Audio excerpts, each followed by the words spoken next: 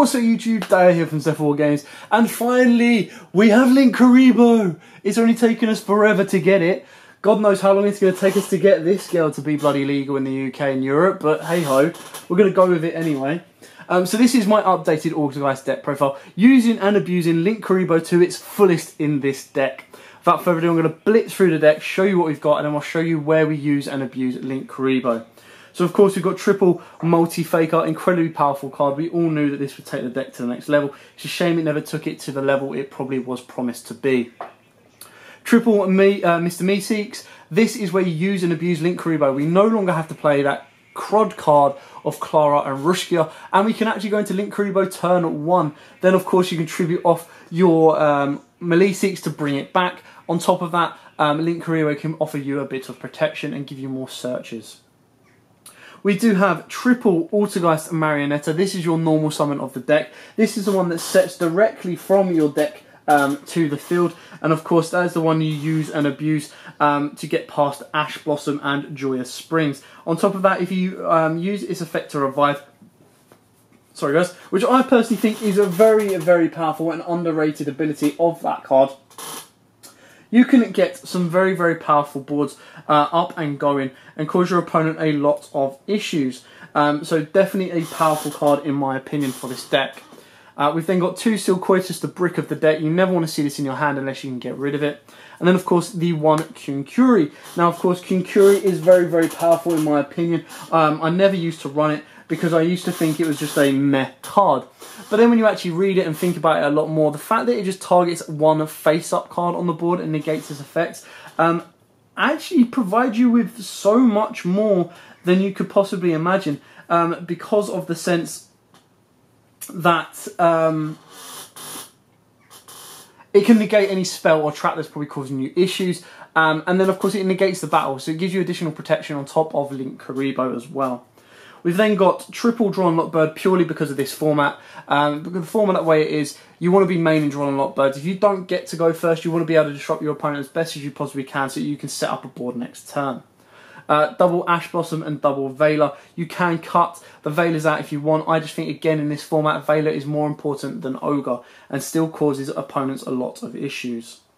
For the spells, we've got double Pot of Duality and double Scapegoat alongside a single Pot of Desires. Now you can take off the Pot of Desires for a first Scapegoat. The reason we like Scapegoat in this deck is because you use and abuse LINKURIBOH like no tomorrow. The tokens are level 1. They can go straight into a LINKURIBOH, which gets rid of the need of using a Link Spider.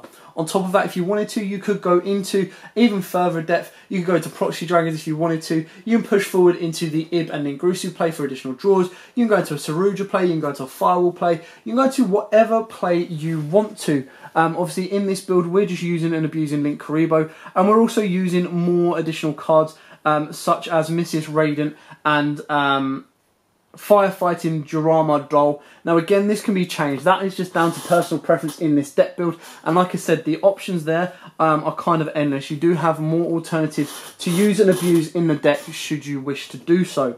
I will explain today. I'll explain those to you once we get to them. God, this chair is really, really creaky. Moving on to the traps. Now this is where I should probably clear this off because we have a heck ton of traps. Being an Altergeist deck, you want to use and abuse multi-faker as best as you can. So we play triple Infinite Impermanence. This is your turn 0 multi-faker. You activate this during your opponent's turn going first. You get a multi-faker on board. Triple Spoofing. This is what unclogs your hand, and this is where you kind of, if you open up multiples of these, that's where the Firefighter comes in handy. Double Protocol, and of course double Manifestation. Under the new change, it got better. We've got double Anti-Spell, double TT, the one Warning, the one Judgment, and the one Order. Now, of course, what I want to try and do is I want to try and minimise the need to go first, because opening up these going first, apart from the impermanence, they're all kind of dead cards. I can't do a huge amount with them, and if my opponent has the ability to destroy my back row during the end phase, I'm always going to be on the back foot. So you've got to be very, very careful with the ratios in this, which is why under Red Reboot and stuff like that, Scapegoat is a bit more protective, so you don't get OTK'd, because obviously the issue with Altergeist as well is they cannot finish a game off, in the sense they can't OTK. Now onto the extra deck, we've got two of my bad boy, and that is LINKURIBOH. Very, very powerful card. Use and abuse in this deck as best you can.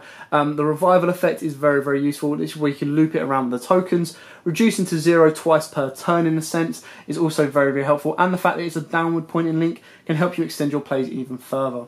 Now to go off of the scapegoat, we've got a Mrs. Radiant and one Firefighting Durandal. Now Durandal just basically helps you deal with back row because you pop one of yours and pop one of theirs, which again might not be as relevant as you possibly might think. It is just a personal choice in this and a little touch to trial out.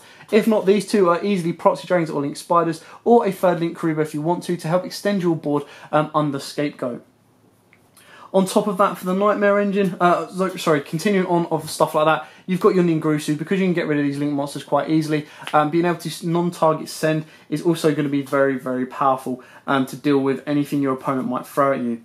We've then got the one Mermaid in case you get ibbed, the Phoenix to deal with back row, the Cerberus to deal with anything up front that could be causing an issue. And again, that's where LINKURIBOH can come in, because that can get you an additional draw, because it's easier to co-link these two now with LINKURIBOH than it was before. We've then also got the one Underclock Taker. Should you get ibbed, it's another alternative, and it can also help you get over big beaters should you need it. The other non-Altergeist monsters we've got is the one Tristbania for the mirror match or pendulum matchup, the Firewall to go off of the tokens if you want to be a bit more aggressive, and let's not forget Firewall can actually bring out your multi-faker from hand, and multi-faker is just when it's special summoned you get the effect, so Firewall can actually help you extend your board a little bit further as well.